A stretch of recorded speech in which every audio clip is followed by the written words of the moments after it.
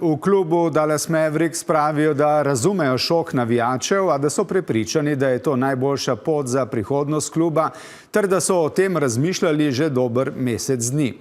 Kaj si mislijo navijači, kaže tudi podatek, da je uradni profil kluba na Instagramu v prvih urah po objavi novice izgubil več kot 700 tisoč sledilcev. Prenehal mu je slediti tudi Dončić, ki se na odločitev kluba uradno še ni odzval.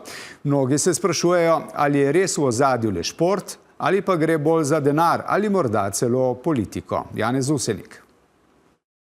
Še kak mesec dni nazaj so v Dallasu trdili. Luka's ability as talent is incredible.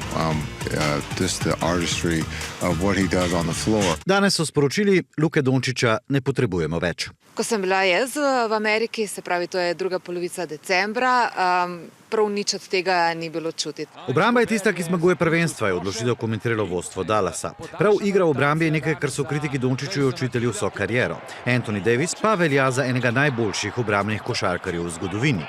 Toda strokovnjakov to tudi ne prepriča. Tekme, ki so razprodane, čakalna vrsta za sezonske karte, vse to je naredil, vse to je nekako posledica Luke Dončića.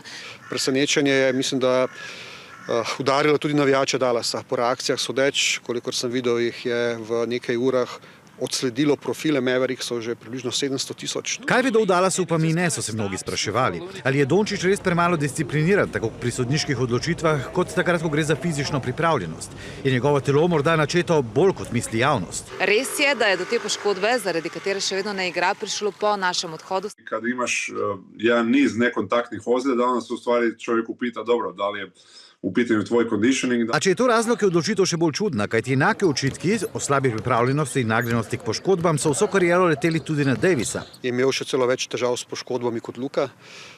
Mislim, da je to posledica res prevzema novih lastnikov. Luka je bil obraz zgodbe Marka Cubana. Mislim, da so tudi neka globja razhajanja med lastniki, morda tudi politično v ozadju, kajti vemo, da sta bila v času ameriških volitev ta bloka vsak na svoji strani. Ker je Dončić že toliko let v Dallasu, bi mu letos lahko pripadla tako imenovana Supermax pogodba in vsi so pričakovali, da mu bo Dallas za 5 let plačal 330 milijonov evrov. S selitvijo pa je to pravico izgubil in s tem okoli 100 milijonov dohodka. Kaj si navijači mislijo, je pravzaprav lastnikom nepomembno. Nobena skrivnost ni, da lastnikom klubov ni všeč, da zdaj najboljši igralci prihajajo iz Evrope. To namreč zmanjšuje zanimanje Američanov za košarko. V zadnjih 10 letih se je gledanost tekem lige NBA prepolovila. Jaz si predvsem za njega želim, da zdaj to vzame kot neko dodatno spodbudo. Čez kakšno leto dni Luka verjetno več tega ne bo obžaloval. Pripada v najveće moguće tržište, a nema većeg tržišta od Los Angelesa. Biti naslednik Dirka Nowitzkega je ogromno, a imeti priložnost, da postaneš naslednik Irvinga, Magica, Kobija in LeBrona,